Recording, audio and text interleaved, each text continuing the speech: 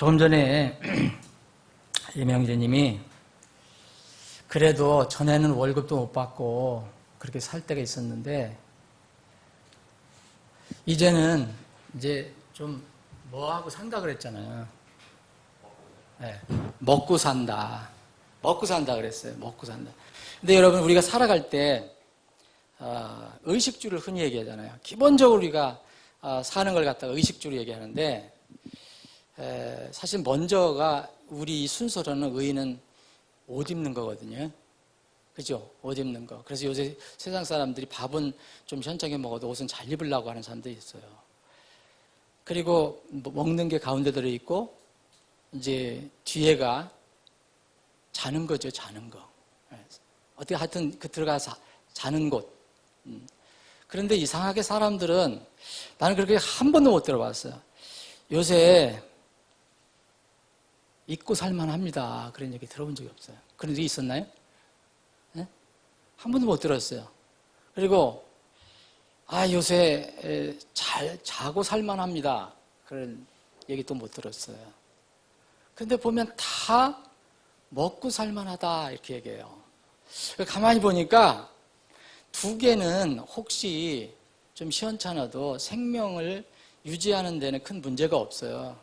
근데 이 먹는 거는 생명 유지에 아주 필수적인 요소이기 때문에 먹는 거를 항상 얘기하는 것 같아요. 그래서 먹고 살만하다. 이 먹고 살만하다는 것은 아직도 옷 입는 거, 또 이렇게 자는 거, 집 있는 거 이런 거는 보장이 안 된 거죠. 근데 하여튼 굶어 죽지 않고 매일 세 끼 밥 먹고 살 수는 있게 됐다. 그런 얘기예요. 그죠? 그래서 먹고 사는 거, 먹는 거에 관해서 좀 생각을 해봤거든요. 여러분, 먹는 즐거움 있잖아요. 여러분, 먹는 즐거움 없어요? 저 점심 때 맛있게 먹었는데, 제가 어렸을 때는 우리 고향에서는 이걸 진잎국이라고 그래요. 진잎국. 이제 김치국이라고 하는 말은 내가 서울에 와서 처음 들었는데, 이제 오늘 제가 진잎국 맛있다 그랬더니, 우리 저기에서 오신, 이제 오후에 가셨는데, 감정동에서 오신 그 어르신은 알아요. 자기도 진잎국이라고 해요. 진잎국. 자기도 어렸을 때 진잎국으로 이렇게 알아들은 거예요. 어쨌든 이 김치국, 진잎국이 정말 맛있어요. 저도 참 맛있거든요. 거기다가 옥시기도 섞고, 이렇게 해서 참 맛있어요. 이제 먹는 이런 즐거움이 분명히 있어요. 그래서 먹는 즐거움도 복 중에 하나예요. 근데 저는 젊었을 때 음식이 있어도 이게 배가 문제가 있어서 자유롭게 못 먹을 때가 있었어요. 장 문제로. 여러분 그렇게 한번 대해보시면은 그때 참 먹는 것이 얼마나 복인가. 위장은 튼튼하지만 또 먹을 것이 없어서 못 먹는 사람들이 많아요. 이 사람들 소원이 뭡니까? 하여튼 배부르게 한번 먹었으면 좋겠다. 에? 북한에는 그런 얘기 하잖아요. 이 밥이나 실컷 먹고 죽었으면 좋겠다. 배부르게. 먹을 음식이 있고 그 혀로 그 맛을 알고 건강한 위장으로 잘 소화시키는 사람이라면 여러분들 해당되죠? 여기서 지금 여러분들 중에서 지금 배가 아파서 배가 소화가 안 돼서 밥 제대로 못 드시는 분 있어요? 끼니 때마다? 그런 분 없죠? 그리고 여러분들이 먹은 음식을 보면 또 이게 맛이 이러니 저러니 다 우리가 평가를 할 수 있어요. 다 혀로다 평가를 해요. 최소한도 이런 분들은 두 가지 복을 가지고 있어요.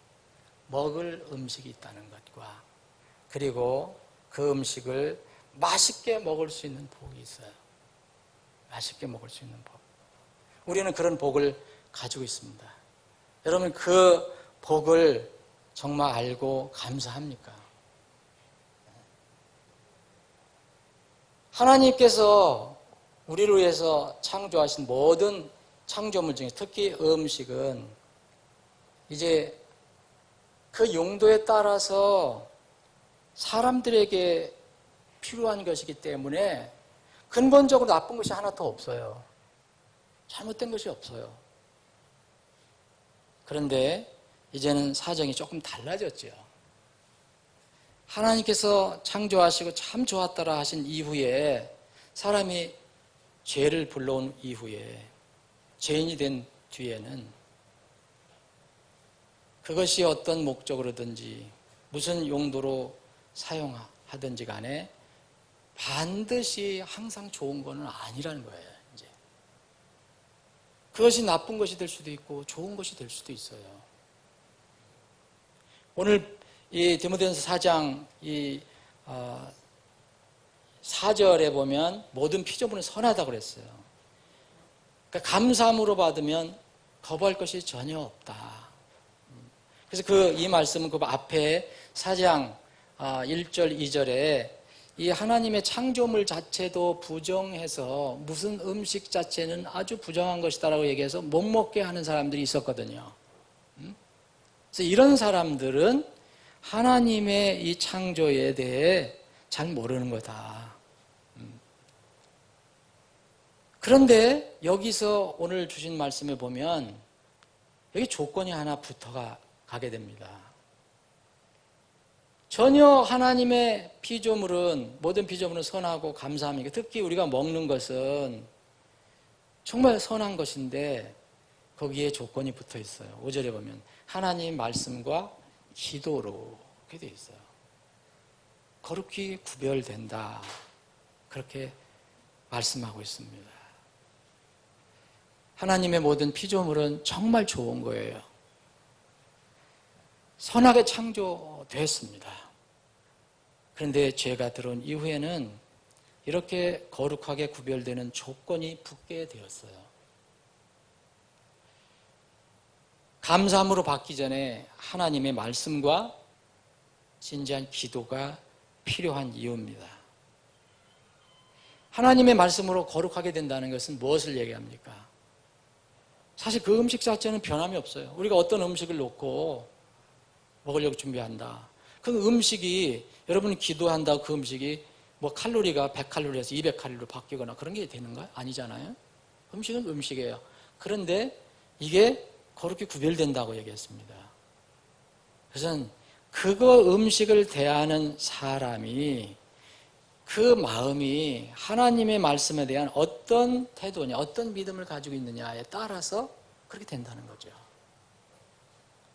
어떤 위에 있는 사람들처럼 어떤 음식은 이거는 나쁜 거야. 하나님 창조까지도 이렇게 훼손하고 부정하는 그런 식으로는 이렇게 감사함을 얻을 수도 없고요. 그래서 이 말씀을 가지고 말씀과 감사함으로 기도로 이 모든 피조물이 이 먹는 음식이 거룩히 구별될 수 있다라고 말씀하고 있습니다. 그런데 이 말씀과 함께 또 동일하게 우리가 생각해 봐야 될 것은 성경에는 죄가 들어온 이후에 사람들이 음식에 대해서 어떻게 생각해야 되느냐를 이야기해 주고 있습니다. 창세기 1장 29절에 보면 모든 것을 다 주셨잖아요. 이제 채소, 식물은 다 주셨어요. 씨 맺는 열매 이런 다 주셨는데 이제 또 한 번의 큰 어려움을 겪고 나서 이제 창세기 9장에 가면 또 움직이는 것까지도 주셨어요. 여러분들이 좋아하는 고기, 움직이는 동물도 하나님께서 우리에게 음식으로 주셨습니다. 그런데 이런 것들 중에 하나님께서 제한하는 게 또 나오기 시작해요. 동물은 피채 먹지 마라 라고 제한을 해요. 물론 이스라엘 백성에게는 더 많은 제한이 있었어요. 상징적인 것이지만.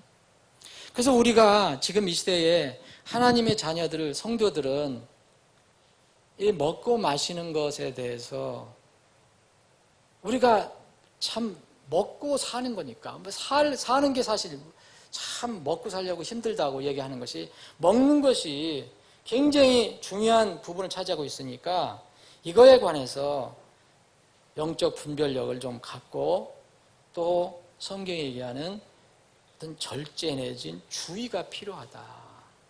주의가 필요하다. 신약의 우리 가르침을 보면 특히 성도들에게는 음식을 포함해서 음식만이 아니고 모든 것에 대해서 절제하라고 가르쳐주고 있습니다. 성도들에게는 모든 것이 거룩해져야 되고요. 시편 140편 4절에 보면 불법을 행하는 자들의 음식을 먹지 말게 해달라고 기도하는 장면이 나와요. 불법을 행하는 자들의 음식을 먹지 말게 해달라. 이것은 물론 음식 자체도 그렇지만 이 교제와 함께하는 것이 전제가 되는 거잖아요. 여러분 그 불법을 행하는 자들의 음식을 어떻게 먹을 수 있습니까? 그들과 함께 지낸다는 거죠. 그들과 함께 간다는 거죠. 이 다니엘서를 보면 이 다니엘이 바빌론 왕에 끌려가서 이제 훈련을 받잖아요. 근데 그 왕이 이 훈련해준 여러 가지 내용 중에서 하나가 또 왕의 음식을 먹게 하는 거예요. 궁중에서 나온 것들. 근데 다니엘은 단호히 거절하죠. 그 친구들은. 나는 그걸 먹지 않겠다. 하나님께서 우리에게 주신 거, 그 허락하시는 것만, 거기 분명히 이렇게 이 유대인으로서, 선민으로서 합당하지 않는 먹는 것이 있을 거예요. 이교도 왕이 먹은 거니까 뭐 술을 포함해서 무슨 고기 여러 가지가 있었을 거예요. 그거를 먹지 않겠다고 단호히 얘기합니다.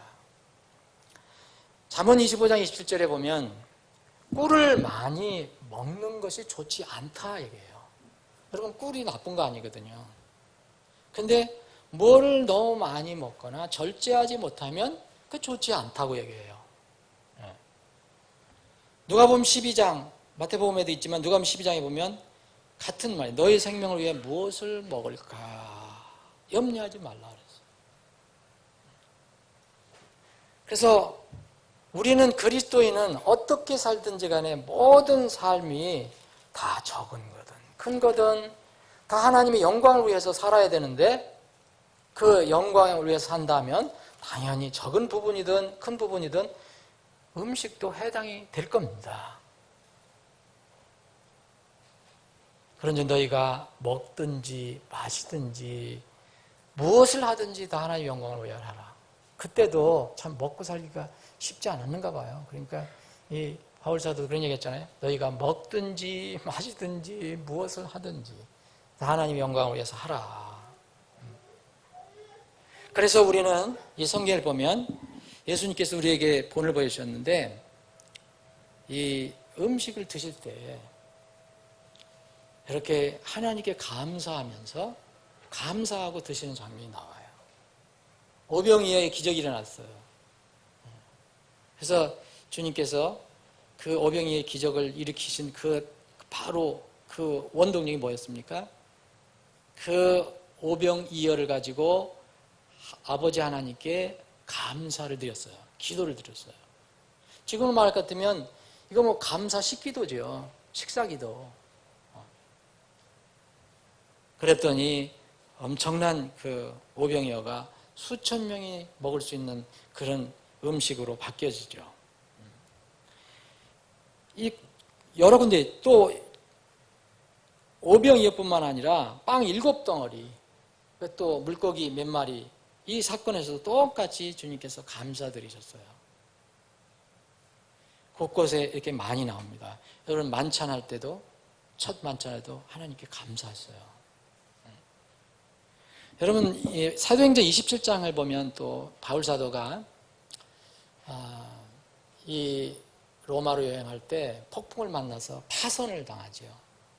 그래서 같이 가는 사람들이 다 이 폭풍 때문에 먹을 거 다 버리고 뭐 거의 물건 다 버리고 거의 죽을 정도였어요. 근데 마지막으로 그 바울 사도가 이렇게 얘기를 합니다. 먹을 거 조금 남았는데 그 폭풍 속에서 14일, 14일 동안 약 2주 동안 정말 폭풍과 싸웠는데 여러분들 읽어보시면 사도행전 27장 읽어보시면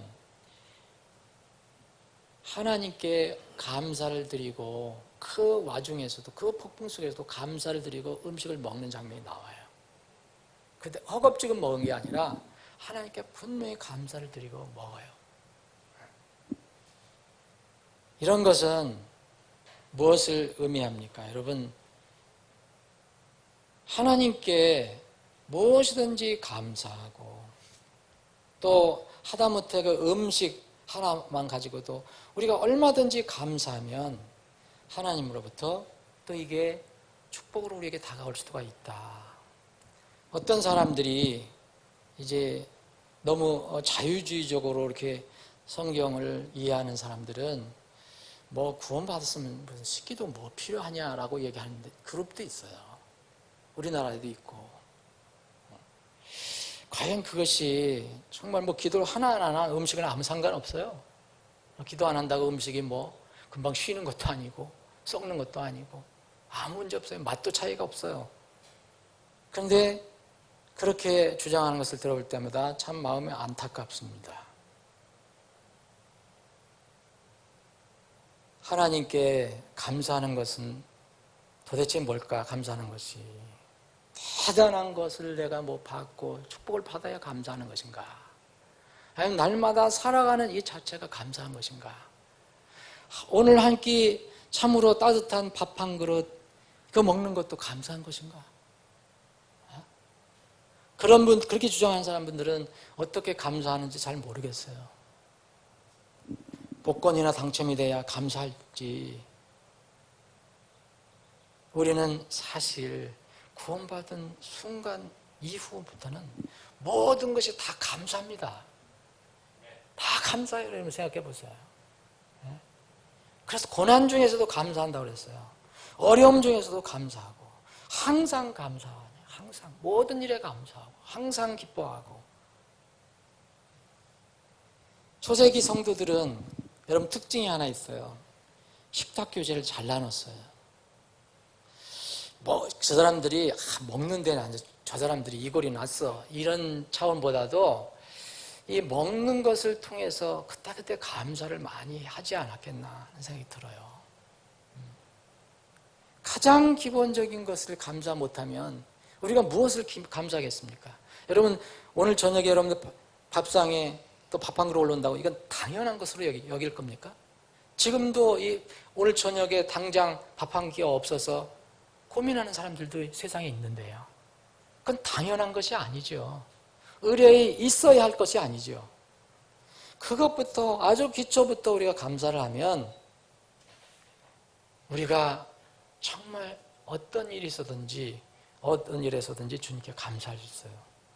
초세기 교회 성도들이 잘 감사를 했죠. 이 식탁 교제하면서 우리 교회도 식탁 교제를 잘하는 편이에요. 그래서 그렇게 여러분들이 힘들고 어려워도 점심 제도를 없애지 못하는 이유가 거기에요. 어떤 교회는 뭐 김밥하고 뭐 누가 시험이 든다고 오늘 어떤 자매와 교제하는데 어떤 교회는 시험이 든다고 이게 김밥으로 대체하고 뭐 또 어떤 데 안 하고 그런데요. 시험이 드는 게 뭔지 난 잘 모르겠어요. 준비하는 사람들이 시험이 든대요. 근데 우리 교회는 정말 이 식탁교회를 잘해요. 그게 먹는 것보다도 먹는 것 이전에 뭐가 있어요. 예수님도요, 우리와 함께 식탁교제를 하기를 늘 원하셔요. 여러분, 예수님이 이 지상 생활하셨을 때도 아시잖아요. 틈만 나시면 누구 집에 가서 같이 식사를 나누시죠. 그리고 이 부활 승천하신 예수님께서 이 7교회에 나타나셔서 이렇게 많은 것을 계시해 주셨는데 그럼 마지막 교회에 또 이렇게 얘기를 하셨어요. 요한계시록 3장 20절에 보면 보라 내가 문에 서서 기다리는 누구든지 나의 음성을 듣고 문을 열면 내가 그에게 들어가 뭐 한다 그랬어요? 그와 함께 만찬을 먹고 그는 나와 함께 먹으리라. 야, 주님과 함께 먹는 게 얼마나 좋겠어요. 여러분들 우리 형제자매들 식사교제할 때 있는데 그거 잊지 마세요. 주님이 우리와 함께 먹으신다. 그래서 우리가 기도를 합니다. 이스라엘엔 7절기가 있었어요. 유교절, 무교절, 초실절, 오순절, 나팔절, 속죄절, 장막절. 그런데 여러분 그 성경 읽어보시면 명절의 잔치 때마다 반드시 빠지지 않는 게 나와요. 뭐죠? 음식입니다. 반드시 먹는 게 나와요. 그 음식의 목적은, 성경의 목적은 먹고 흥하고 막 재미있게 뭐 배 두드리고 이러라는 게 아니고요. 하나님을 기억하라고 주신 거예요. 그 음식들이. 감사하라고. 그런데 잘 들어보세요. 여기에서 벗어나기 시작하면 문제가 생기는 거예요. 잔치와 음식에서 하나님이 배제되면 육신의 잔치로 전락해요. 그러면 육신의 잔치로 전락하면 반드시 바람직하지 않은 열매를 거둡니다. 성경은 이것을 잘 얘기해 주고 있어요. 몇 가지 예만 한번 들어볼게요. 마태복음 14장에 보면 사분 영주 헤롯이 나와요. 헤롯이라는 이름이 많이 나오는데 헤롯 대왕, 뭐 나중에 헤롯 왕, 여긴 또 헤롯 사분 영주예요. 그 가문이지만 마태복음 14장에 보면 아주 이 굉장히 불행하고 슬픈 일, 어려운 일이 기록이 되어 있어요. 성경이 이걸 기록을 하고 있어요. 마태복음 14장을 보시면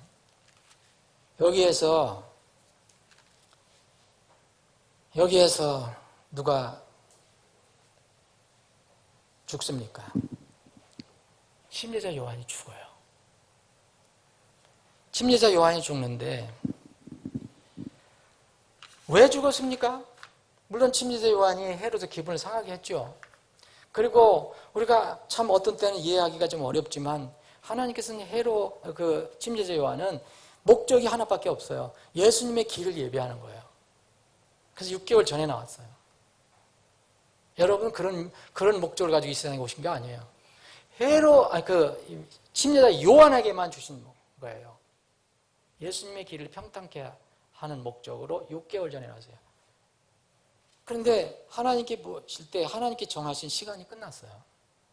여러분 헤롯이 아무리 침례자 요한을 죽이려 해도 하나님 뜻이 아니면, 하나님께서 받아들이신 게 아니면, 용인하신 게 아니라면 안 되죠. 근데 우리가 이해하기엔 너무 안타깝고 슬픈 거예요. 헤롯이 여러분 이 큰 죄를 언제 저질렀습니까? 자신의 생일을 육신을 즐겁게 하는 시간으로 삼았을 때 죄를 저질렀어요.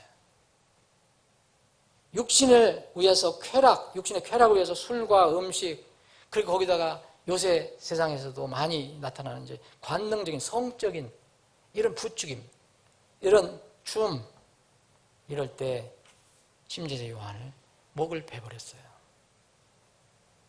마태복음 14장 여러분 한번 읽어보시면 잘 나와요. 여기에서 성경에 보면 저는 제 성경에 붉은 부정적인 의미로 글을 언더라인이 되어 있어요. 6절에 보면 그러나 헤롯의 생일을 지킬 때, 여기는 5절 보시면 헤롯이 요한을 죽이려 하되 무리가 그를 대언자로 여기므로 그들을 두려워하더라. 지금 못 죽이고 있어요. 엄두를 못 내고 있어요.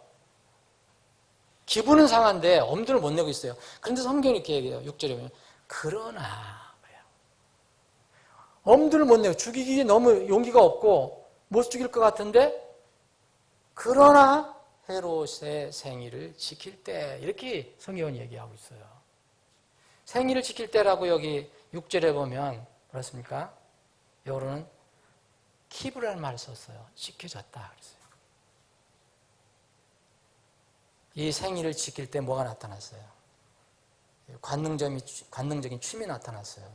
자기 부정적인 아내의 딸이 춤을 추어서, 관능적인 춤을 춰서 헤롯을 기쁘게 했습니다. 조금 전에는 침례자 요한이 두려웠는데, 사람들도 두려웠지만 이 헤롯을 이제 헤로데의 딸이 관능적인 춤으로 어떤 감각을 마비시키는 거죠. 그래서 기쁘게 하니, 그래서 남자들이 흔히 하는 실수를 저질러요. 여기서 기분 좋으면 막 내뱉잖아요. 뭐 할 때? 술 취할 때. 그리고 기분 좋을 때. 아, 내가 뭐 원하는 데 다 줄 거야. 원하는 게 뭐야? 옛날에 술 먹고 술집에 가서 그렇게 하신 분들도 있을지도 몰라요. 그러니까 깨보면 후회하고. 그래서 결국은 뭘 얘기했습니까? 이 악한, 사악한 이 헤로디와 그 딸이 침례자 요한의 머리를 요구해요. 왜냐하면 자기들의 부정적인 그런 불법, 부도덕한 행위에 대해서 지적을 했기 때문에. 왕이 근심했어요. 근데 결국 어떻게 했어요? 목을 베게 허락을 합니다. 언제 이루어졌어요? 생일을 지킬 때. 성경은 이것을 강조하는 것 같아요. 저는. 여러분, 마가복음은 이 마가는 이것을 조금 다르게 우리에게 또 큰 교훈을 주는 그런 말로 기록을 하고 있어요.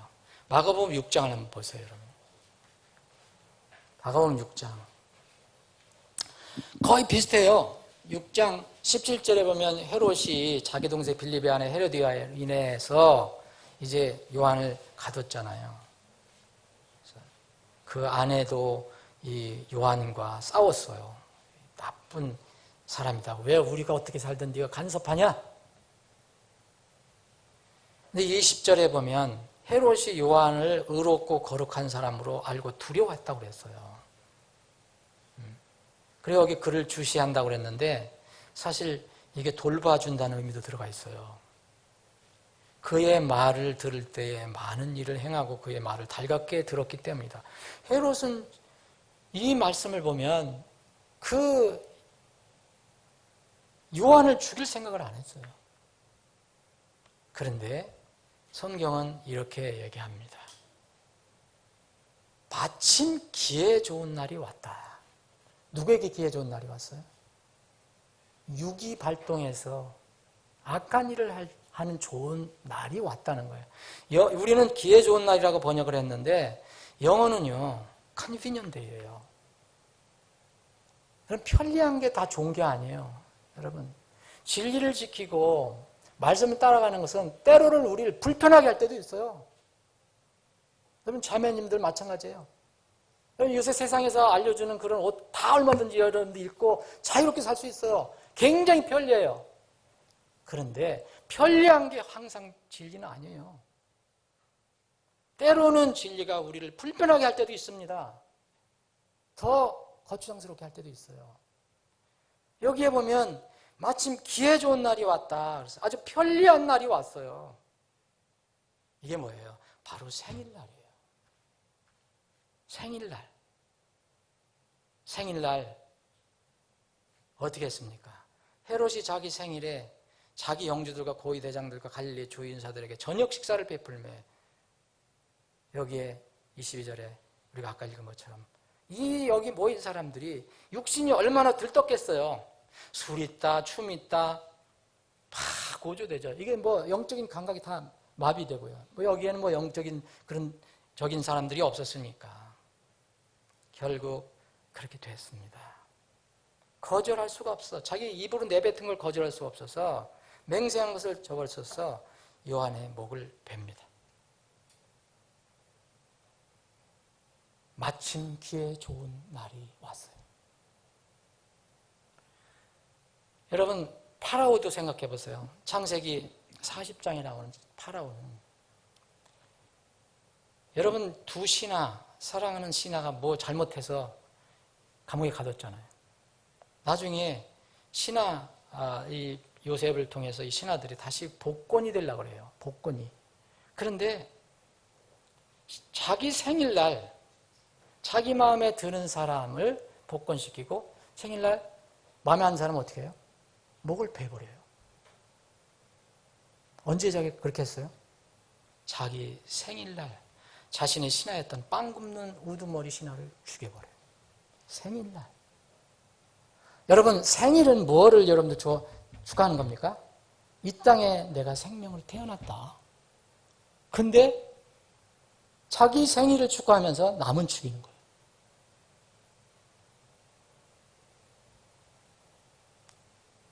사도행전 12장에 보면 또 헤롯 가문에 헤롯 왕이 나와요. 이건 헤롯 아그리빠인데, 아그리빠 왕인데 사도 야고보를 칼로 죽입니다. 그런데 이때는요, 생일은 아니었지만 어떤 때였습니까? 명절이에요. 명절 잔치. 한창 먹고 즐기는 그때였어요. 이때는 이스라엘의 명절, 곧 무교절 기간이에요. 동시에 헤롯 이교도 왕, 헤롯 왕이 지키는 이교도의 이스터 절기였어요. 이때 야고보를 칼로 죽였어요.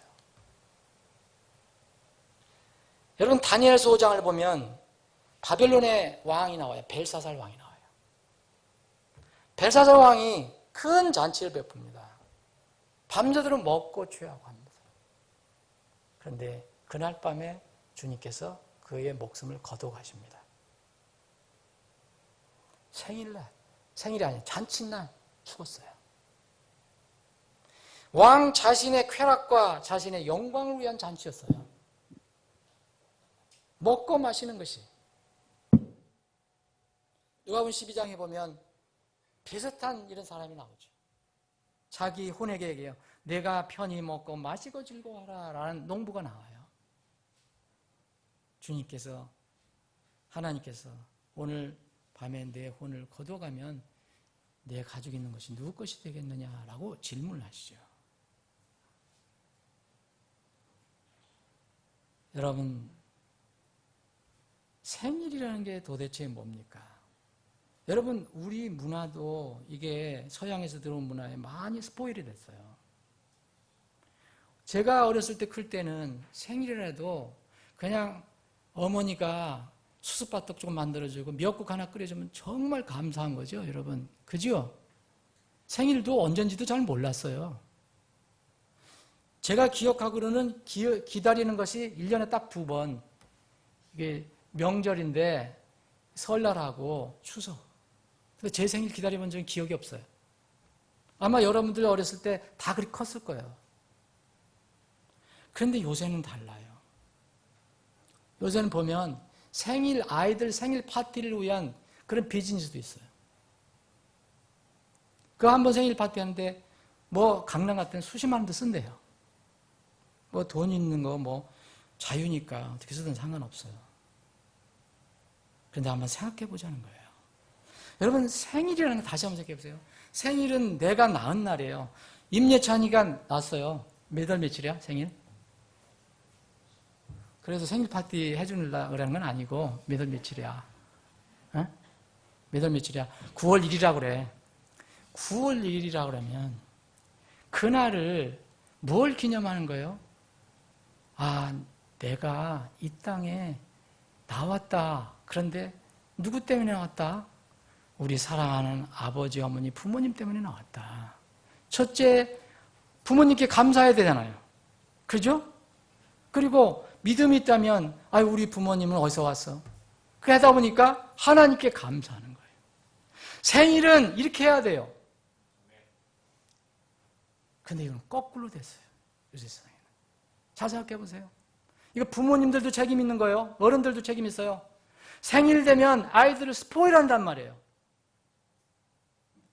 생일날 잘못 가르쳐주고 있어요. 생일은 부모께 감사하고 부모님께 감사하고 하나님께 감사해야 되는 때인데 이렇게 성경에 있는 거 헤롯처럼 파라오처럼 이게 뭐예요?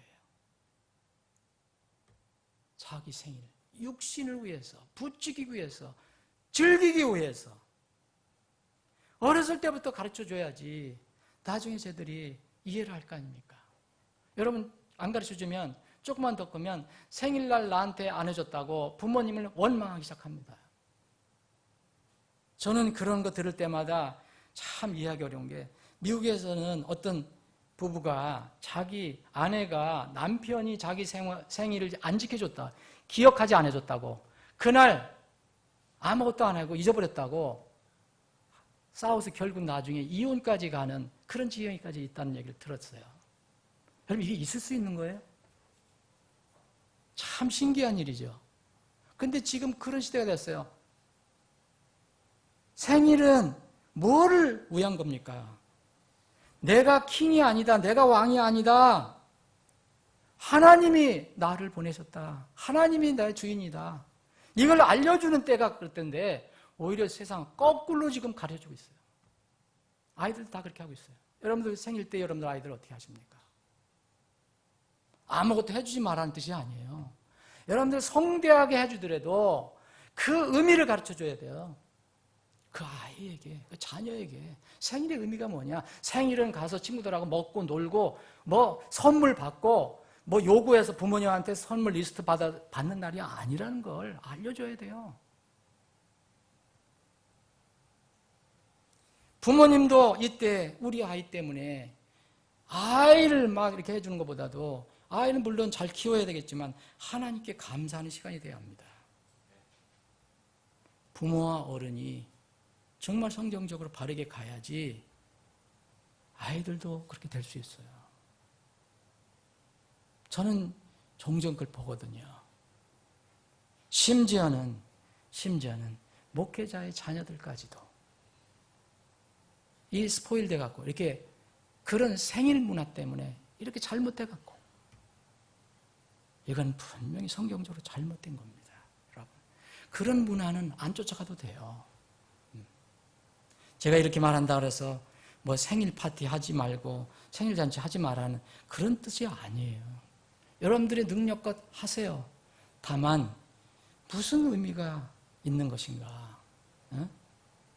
성경은 계속해서 우리에게 육신의 기회를 주지 말라고 하는데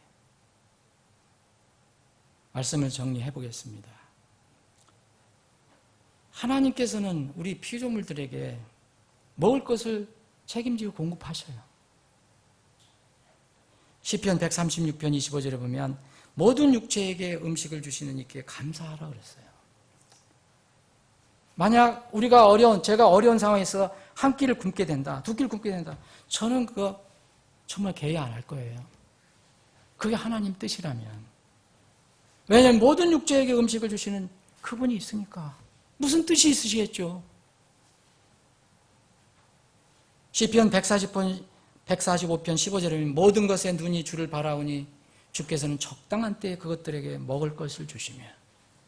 아니, 하나님께서 역사하시지 않으면 이 많은 수많은 동물, 새, 물을 어떻게 살아가요? 그런데 하나님께서 예수 그리스도의 피값으로 사신 우리들은 말할 것 없잖아요. 여러분. 그런데 우리가 왜 그렇게 쉽게 잊어버리고 그런 대로 우리가 자녀를 그렇게 가르치고 그렇게 이끌어가느냐 이거예요. 오직 너희는 먼저 첫째로 하나님 왕국과 그분의 의를 구하라. 그리하면 조금 전에 걱정했던 거. 먹고 무엇을 먹을까? 무엇을 입을까? 이것들을 먹고 입는 것들을 너희에게 더하시리라 약속하셨잖아요. 우리는 영적인 음식에 대해서 더 생각을 해보고 투자를 해야 됩니다. 육적인 음식을 먹을 때 항상 영적인 음식도 생각을 해봐야 될 거예요.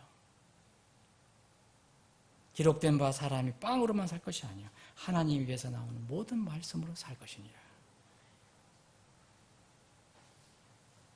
대부분 육의 음식을 얻기 위해서 우리는 전력 투구를 해요. 먹고 살기 위해서. 그런데 말씀의 양식은 먹지 않아서 지금 그리스도인들 중에서 그렇게 영적 기아 상태에 있는 사람들이 많은 거예요.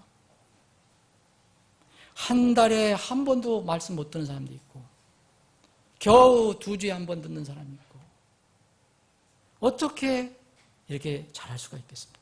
어떻게 튼튼해질 수 있겠어요? 육신의 음식을 먹어서 기골이 장대해질 수는 있어도 영으로는 너무 약해요. 그래서 주님께서는